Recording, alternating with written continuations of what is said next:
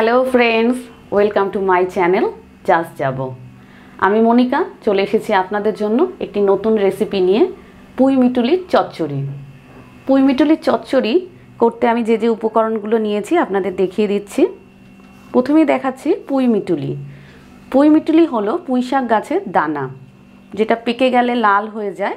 আমি কচি অবস্থায় নিয়েছি, তাই সবুজ।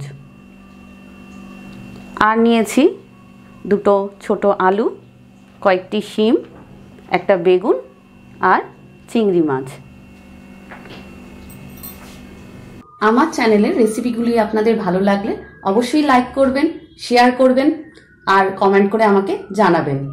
আর যারা এখনও আমার চ্যানেল সাবস্ক্রাইব করেননি তাদের কাছে অনুরোধ, অবশ্যই আমার চ্যানেলটি সাবস্ক্রাইব করবেন আর বেল বাটনটি প্রেস করবেন, যাতে আমি নিত্য নতুন রেসিপি দিলেই সাথে সাথে আপনাদের কাছে পৌঁছে যায়। আমি চিংড়ি মাছের একটি খুব ভালো রেসিপির লিঙ্ক দিচ্ছি, যারা কোনো কারণে মিস করে গেছেন, আগে দেখেননি, অবশ্যই সেটা দেখে নেবেন। পুঁই-মিটুলির চচ্চড়ি বানানোর জন্য আমি যে মশলাগুলো ব্যবহার করব তার একটা পেস্ট বানিয়ে নিচ্ছি। আমি প্রথমে নিচ্ছি 1 চামচ হলুদ গুঁড়ো, 1/2 চামচ লঙ্কা গুঁড়ো,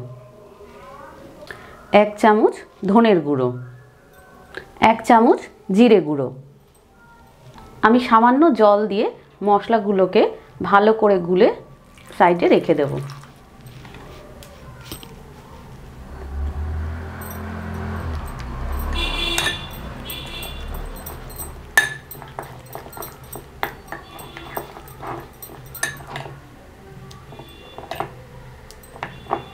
মশলাটা এইভাবে জল দিয়ে হালকা পেস্ট করে রেখে দিলে হয় কি, গুঁড়ো মশলা তরকারির মধ্যে দিয়ে যখন আমরা কষাই তখন পুড়ে যাওয়ার ভয়টা থাকে না। পুঁই-মিটুলির চচ্চড়ি বানানোর জন্য আমি ফোড়নে দেব 5 ফোড়ন আর 2টো শুকনো লঙ্কা। পুঁই-মিটুলিগুলো আমি ছোট ছোট টুকরে কেটে নিচ্ছি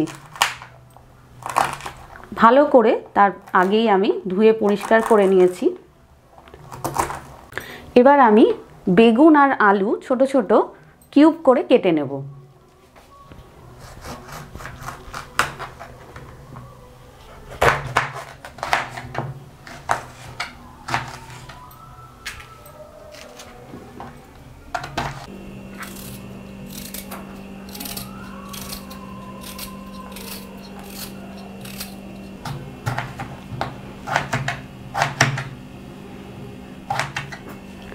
শিমগুলো আমি ছোট ছোট টুকরো করে কেটে নেব।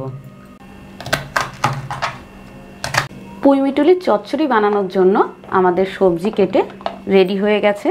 এবার আমরা রান্নাঘরে গিয়ে রান্নাটা শুরু করব। আপনাদের কাছে অনুরোধ রইল ভিডিওটি পুরো দেখার জন্য। প্রথমেই আমি চিংড়ি মাছটা ভেজে নেব, আর পুরো রান্নাটাই আমি করব সর্ষের তেলে। চিংড়ি মাছ খুব হালকা করে ভাজবো, কারণ চিংড়ি মাছ বেশি ভাজলে শক্ত হয়ে যাবে।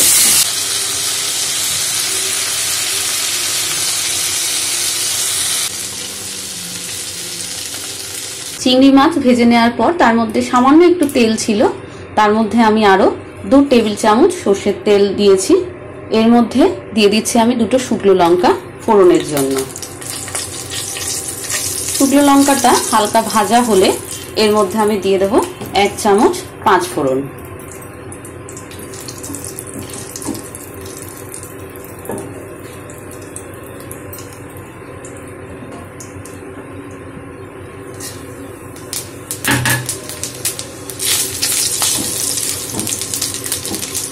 ফোড়ন ভাজা হয়ে গেলে আমি আগে থেকে কেটে রাখা বেগুন, আলু, শিম দিয়ে হালকা ভেজে নেব। শিম, আলু, বেগুন ভাজা হয়ে গেলে ওর মধ্যে পুঁই-মিটুলি মিশিয়ে খুব ভালো করে নাড়াচাড়া করব।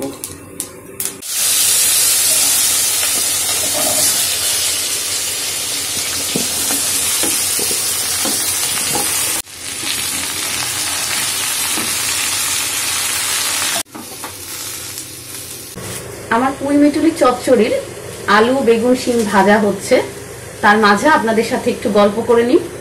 আমি আমার এই চ্যানেলে শুধু যে রান্না দিই তা নয়, আমি টুকটাক যে বেড়াতে যাই বা টুকটাক ছোটখাটো রেস্টুরেন্টে যে খেতে যাই, সেই সব হদিশও আপনাদের জন্য আমি দিই। আপনারা অবশ্যই আমার চ্যানেলটিকে সাবস্ক্রাইব করবেন আর আমার থেকে নিত্য নতুন তথ্য সংগ্রহ করবেন।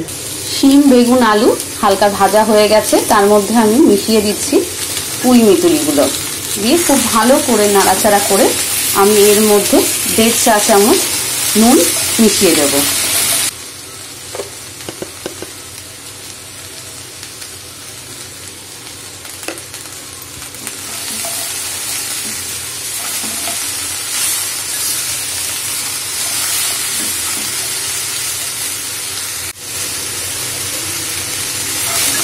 লবণটা খুব ভালো করে মিশিয়ে নিয়ে ঢাকা দিয়ে আমি 5-7 মিনিট রান্নাটা করব।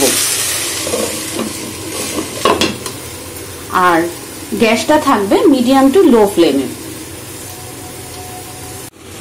7 মিনিট পর আমি ঢাকনাটা খুলছি আর ভালো করে নাড়াচাড়া করে আগে থেকে আমরা যে মশলার পেস্টটি বানিয়েছিলাম সেটা এর মধ্যে দিয়ে ভালো করে মিশিয়ে নেব।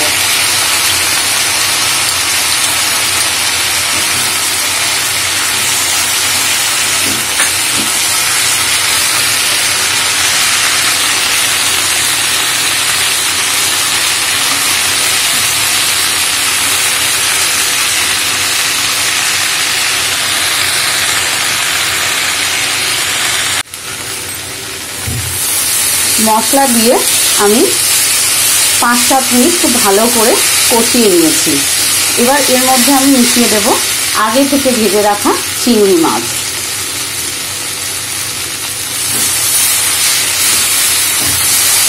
চিংড়ি মাছ মেশানোর পর আমি আরও কিছুক্ষণ ভালো করে নাড়াচাড়া করব। তারপর আমি এর মধ্যে দেব 1.5 কাপ পরিমাণ জল। যেহেতু পুঁই মিতুলি সেদ্ধ হতে একটু সময় লাগে, তাই জলের পরিমাণটা একটু বেশি দিতে হচ্ছে।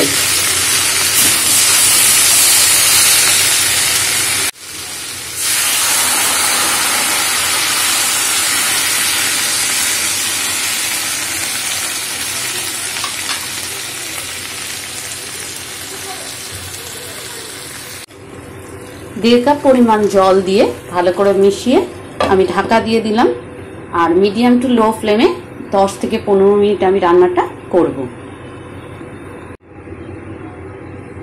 এবার ঢাকনাটা খুলে আমরা দেখে নিই আমাদের সব সবজি পুঁই মিতুলি সেদ্ধ হয়েছে কিনা।